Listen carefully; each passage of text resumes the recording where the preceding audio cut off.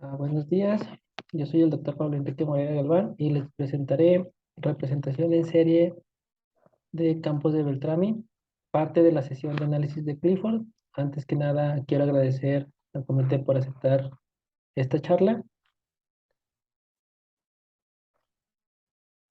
Y pues empecemos. Esto va a ser lo que vamos a ver. Vamos a ver operadores de transmutación, series de Taylor y algún ejemplo sencillo de cómo se realiza este proceso. Entonces, los campos de Beltrami son funciones vectoriales que satisfacen esta ecuación, es decir, son funciones del operador rotacional, y tales operaciones aparecen en ramas de la física como física de plasmas, hidrodinámica, entre otras. Algo importante a notar de estas funciones es que si aplicamos el operador de divergencia a la ecuación 1 y acordamos que la divergencia de un rotacional es 0, entonces siempre y cuando lambda sea una constante, los campos de Beltrami también tienen divergencia 0.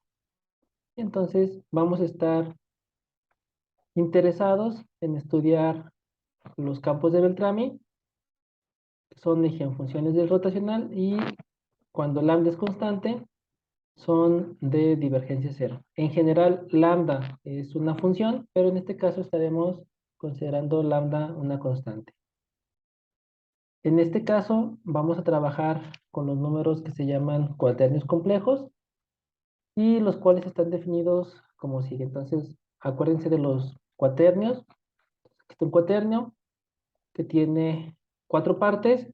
Aquí lo que estamos pidiendo es que cada parte Q1, el QJ, pertenezca a los números complejos, y las unidades EJ satisfacen las propiedades de los cuaternios, es decir, que elevados al cuadrado da -1 y que anticonmutan, que esta es la propiedad que tenemos aquí, en la propiedad que EJ, EK da EL, y además aquí estamos pidiendo que la unidad imaginaria conmute con la unidad cuaterniónica.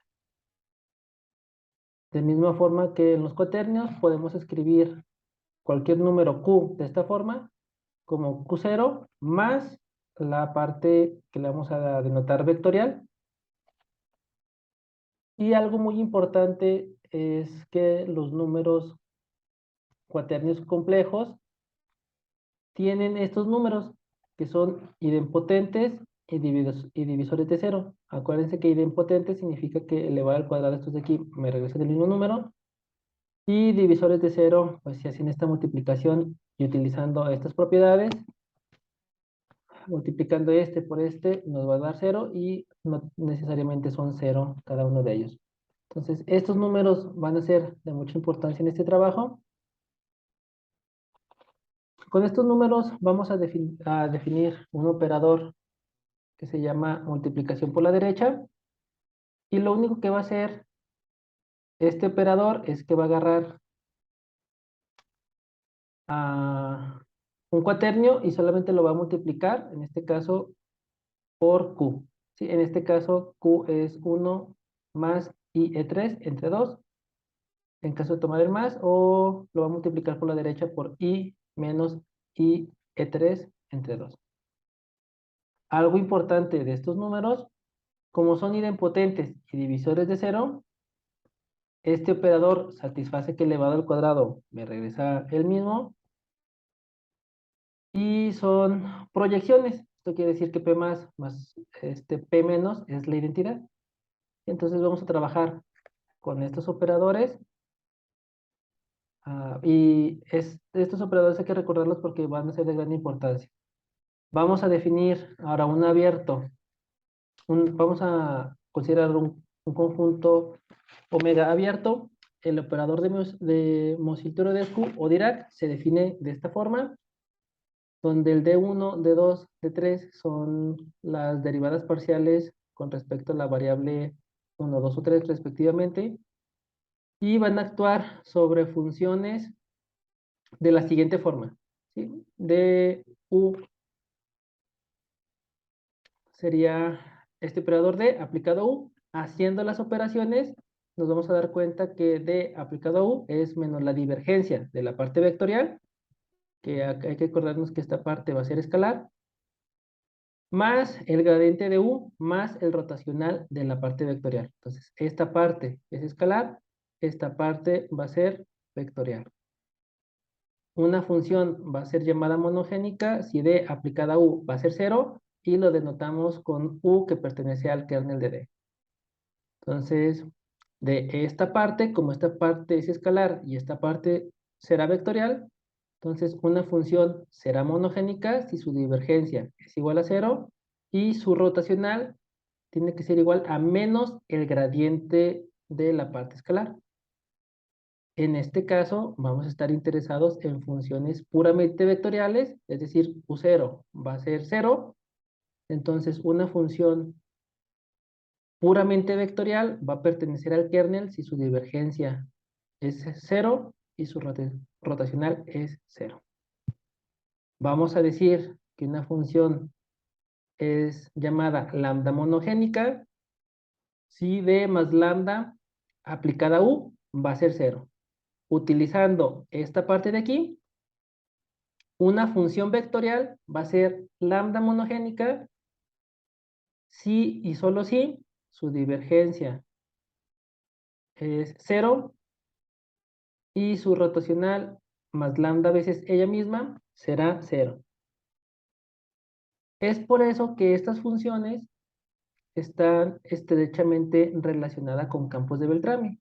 ¿Sí? Por eso f será un campo de Beltrami si y solo si f es lambda monogénica. Vamos a empezar con los operadores de transmutación. Para ello necesitamos una función que se llama una función de coeficiente que no se desvanece. Será llamada así si tiene dos derivadas continuas, si no se anula, y f evaluado en 0 es 1. Con ayuda de esta función vamos a definir estas funciones x y x tilde de manera recursiva, como sigue. Y vamos a definimos las potencias formales phi y psi de la siguiente forma. ¿Sí? Estas potencias formales, si se fijan, están hechas de manera, construidas de manera recursiva y van a ser de gran importancia para este trabajo. Lo importante de estas funciones es que existen operadores de Volterra definidos de esta forma, y le voy a poner T sub F y T1 sobre F con kernels continuos que T aplicado a F, aplicado una potencia de X, me regresa estas potencias que habíamos definido de manera recursiva. Entonces, TF aplicado a una potencia de X va a ser φk, T1 en F de XK va a ser igual a psiK. Y satisfacen la siguiente condición, conocida como condición de transmutación. Satisfacen esta relación. Si se fijan, esta parte está relacionando una ecuación diferencial con otra ecuación diferencial un poco más complicada. Y esa es la importancia de estos operadores.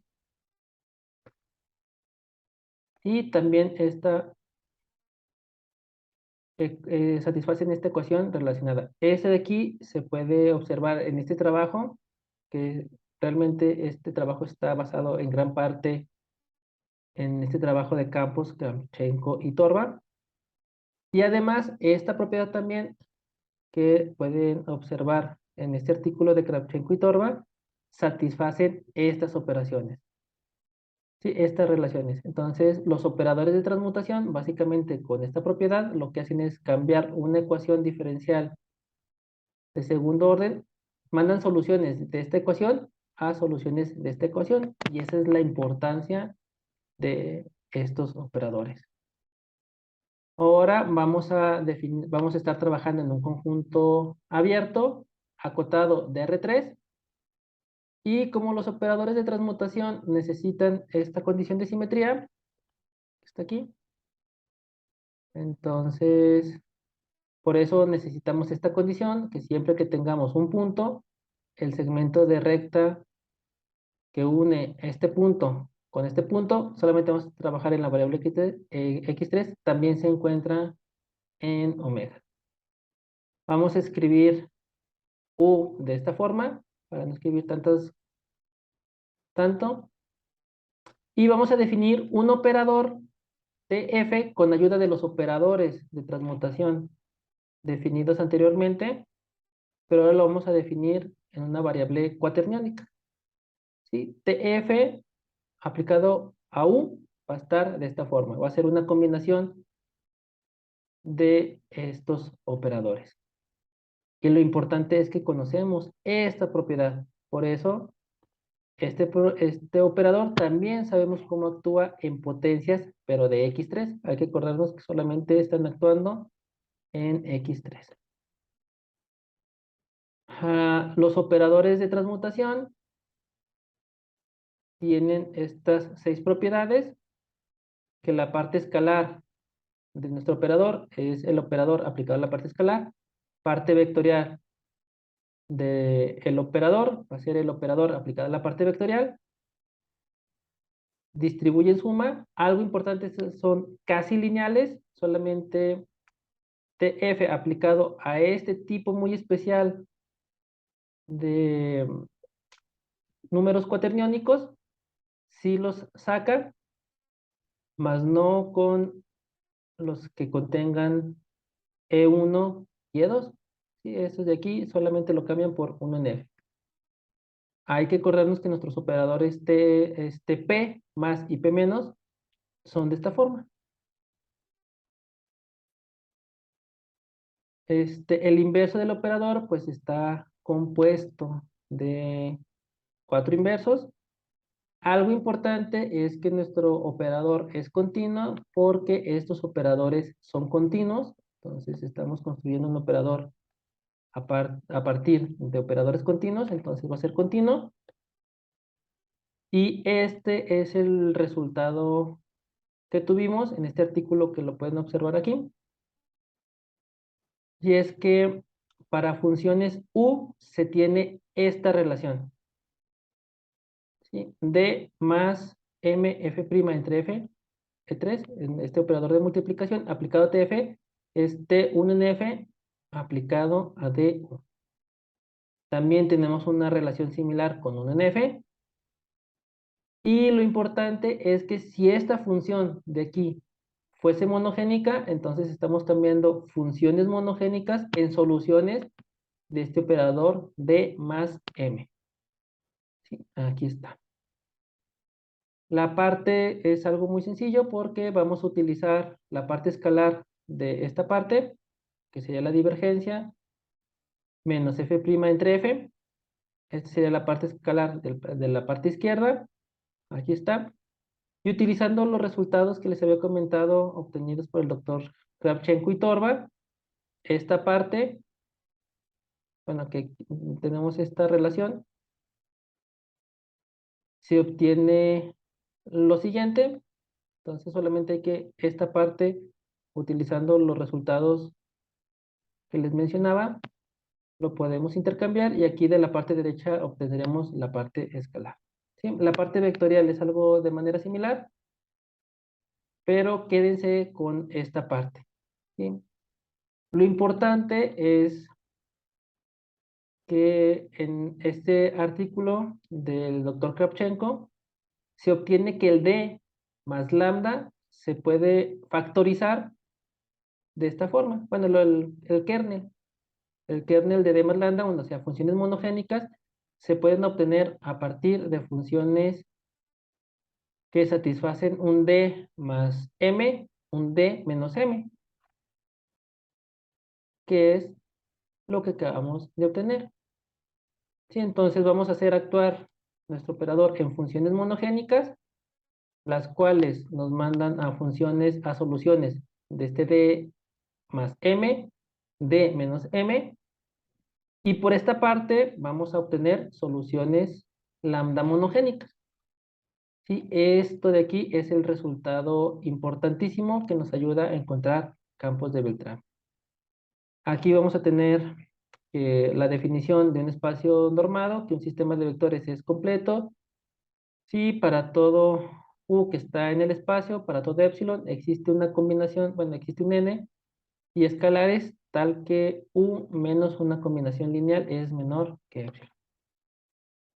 Algo importante es que nuestros operadores sabemos cómo actúan en potencias de X. Y como este operador T es continuo, entonces manda sistemas completos en sistemas completos. Entonces, un sistema adecuado fue el que encontramos que le llamé polinomios de Grigoriev, que están definidos de esta manera recursiva. Y estos polinomios satisfacen que son completos y que si omega es una bola y u es una función monogénica, entonces tienen esta expansión en serie y los coeficientes están determinados de esta manera. Entonces la idea es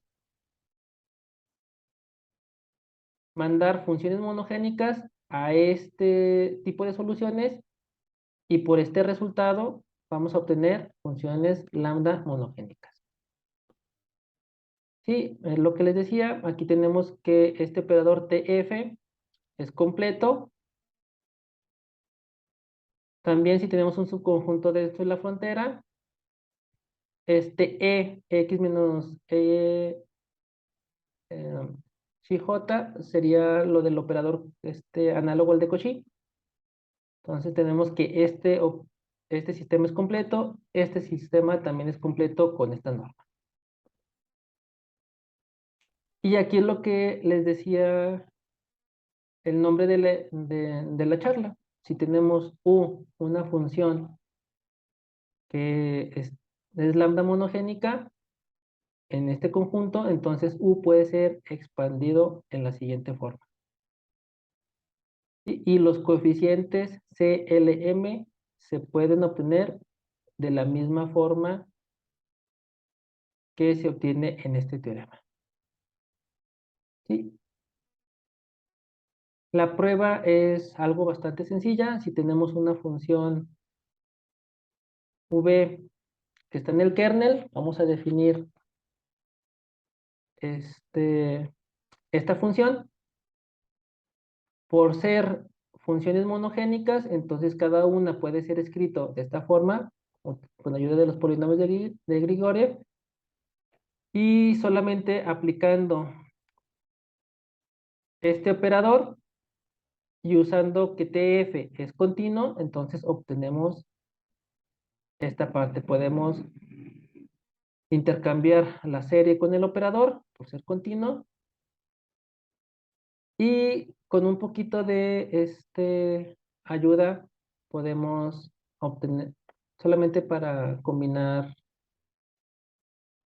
los coeficientes, obtenemos el resultado. ¿Sí? La idea solamente es utilizar que esta función es monogénica, por ser monogénica tiene esta representación, aplicamos este operador continuo y como el operador es continuo, pues podemos intercambiar la serie con el operador. ¿Sí? Entonces, como este operador solamente actúa en la variable x3, tenemos esta parte. Y algo importante, hay que acordar pues, de la definición de los operadores, fija en el cero, porque hay una integral de menos x, es la identidad más una integral que va de menos x a x, entonces en cero van a fijar el valor y obtenemos cómo se obtienen las constantes que dice el teorema. Algo importante que tenemos es que estas funciones, acuérdense que queremos funciones que son lambda monogénicas, pero puramente vectoriales.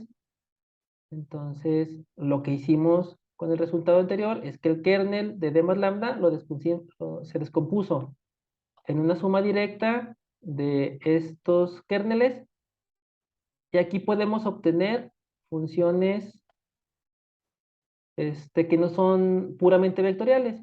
Por eso vamos a utilizar este resultado, que lo pueden checar en este artículo de Delgado y Kravchenko, el cual dice que este operador que trabaja, que tiene dominio, funciones lambda monogénicas, nos las manda a funciones lambda monogénicas puramente vectoriales, y esta es la definición de mi operador. Entonces solamente hay que tomar la parte vectorial de la función lambda monogénica y sumarle 1 entre lambda de aplicado a la parte escalar de 1. Entonces este operador manda funciones lambda monogénicas en funciones lambda monogénicas vectoriales, que son de las que tenemos en relación con los campos de Beltrami. Para la definición, vamos a definir estos polinomios de manera recursiva. Vamos a considerar, por simplicidad, lambda un número real, nuestro coeficiente que no se desvanece de esta forma, y algo importante es que las phi que les había dicho que se obtienen de manera recursiva tienen esta forma.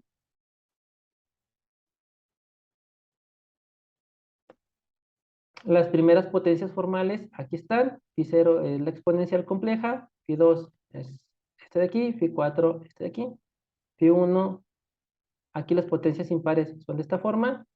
Algo importante que phi con función, este coeficiente que no se desvanece, es el conjugado complejo de psi. Ahora, los primeros polinomios de Grigoriev son de esta forma, construidos de manera recursiva. Y entonces, ahora sí, vamos a transmutar estos operadores. Acuérdense que estas son funciones monogénicas. Si las transmutamos, aquí como está el 1, la phi 0 es este de aquí. Aquí solamente vamos a estar actuando en x3, entonces aquí hay un 1, entonces aquí va a ser x2 por phi 1. El x3 lo vamos a cambiar por phi 1, aquí está. Aquí también el 1, y aquí estaría phi 3, phi 1 de x3. Y en general, lo único que vamos a hacer es cambiar, si no está la variable x3, la vamos a poner phi 0, y las potencias de x3 las vamos a cambiar por nuestras phi que ya hemos calculado. Por ejemplo, aquí iría phi 1, phi 0, perdón, de E3, aquí sería phi 1, aquí sería phi 1. ¿Sí?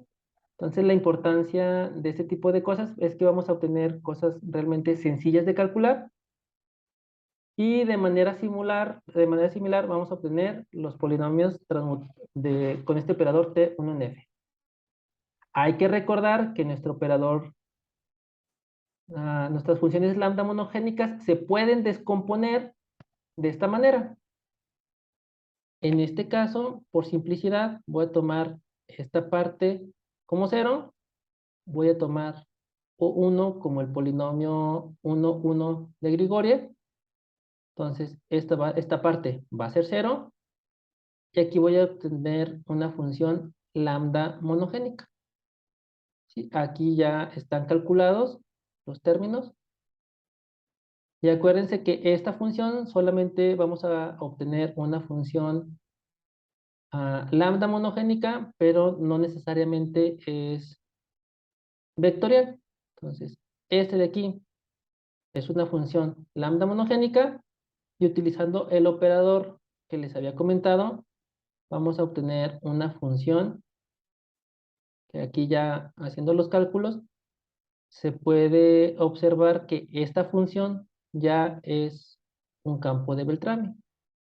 ¿Sí? Entonces, lo que hicimos fue construir operadores que mandan funciones monogénicas a funciones que son soluciones a un D más M, un D menos M, y con ayuda de estos operadores P más y P menos, descomponen una función que es lambda monogénica. Si tienen dudas, si tienen comentarios, algo así, con mucho gusto me los pueden hacer llegar. Otra vez reitero el agradecimiento por aceptar esta plática, y los espero en los comentarios.